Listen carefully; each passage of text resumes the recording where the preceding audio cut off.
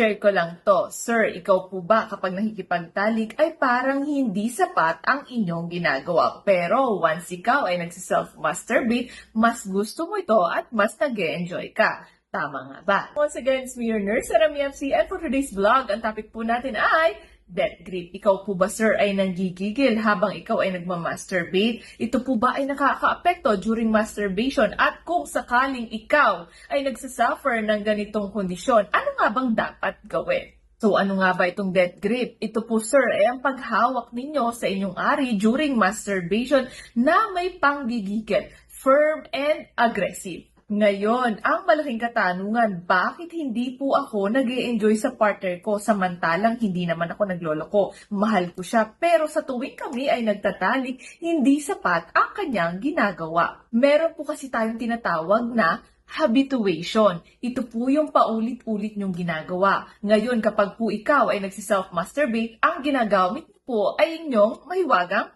kamay.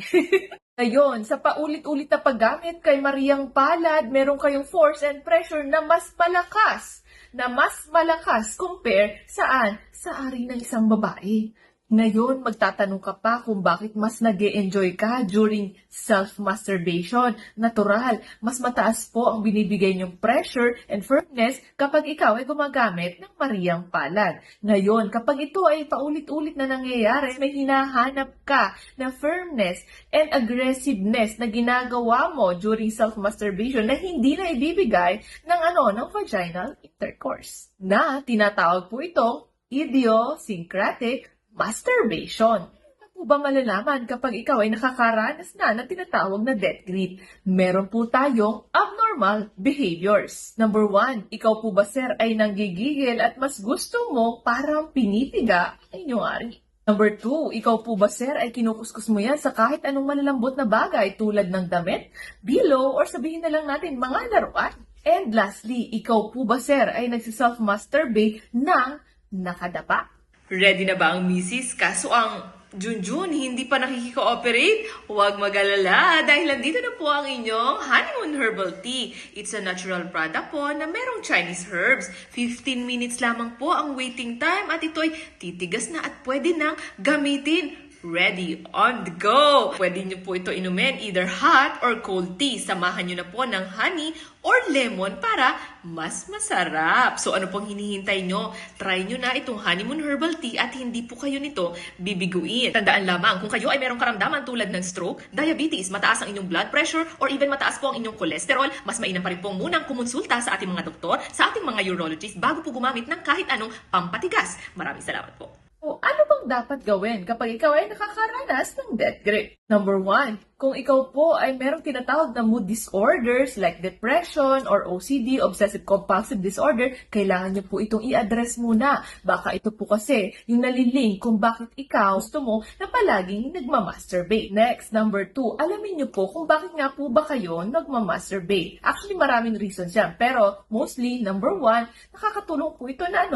pampatulog. Next, number 2, pwedeng baka kasi bored si sir kaya lagi siyang nagmamasturbate. Ngayon, ikaw, sir, ano po bang reason nyo kung bakit po kayo merong habitual masturbation? Pero sir, napakarami pong alternative methods na pwede nyo pong gawin instead of doing self-masturbation. Kung inaatake po kayo ng boredom strikes, pwede po kayong lumabas at mag-gym. Pwede rin po kayong mag-hangout with your friends. Ikaw naman, sir, ay nagpapaantok. Pwede naman po kayong mag-meditate or sabihin natin yung ginagawa nyo before po kayo natutulog na pampaantok. Pwede nyo po itong gawin. Next, number 3, ang pinaka-importante sa lahat, stop masturbation. Opo, hanggang kailan? Hanggang kaya mo, sir. Ayun, kailan nga ba magre-resume? Depende po yan sa inyo, sir, kung hanggang kailan nyo kaya itong iwasan. Ngayon, pagka-resume ninyo at gusto nyo na po talagang mag-masturbate, ano po bang mga dapat gawin? Number 1, do it with very gentle touching po, mga madami, sir. Like for example, kung sisimulan ninyo, hindi mo nagagamit na katulad nung ginagawa nyo pa po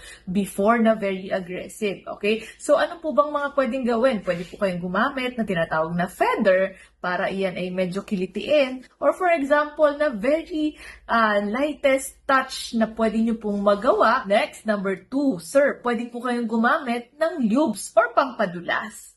Number 3, ngayon sir, kung ikaw ay very aggressive before, pwede niyo pong gamitin ang inyong non-dominant hand. So, ibig sabihin, kung ikaw ay parating kanan, gamitin mo naman ang inyong kaliwa. Next, number 4, kung ikaw po sir ay laging nakadapa, dati, pwede naman po ngayon na nasupine or nakahiga. Pwede rin naman nakaupo or nakatayo. And lastly, sir, huwag po kayong mag-focus sa isang part ng inyong ari. Opo, napakarami rin naman po niyan. At kung dito lagi kayo sa ulo or sa shaft, kayo mas nagbe-base before, pwede po kayong mag-explore sa ibang parts ng inyong genital area na makakatulong sa inyo para ma-stimulate pa.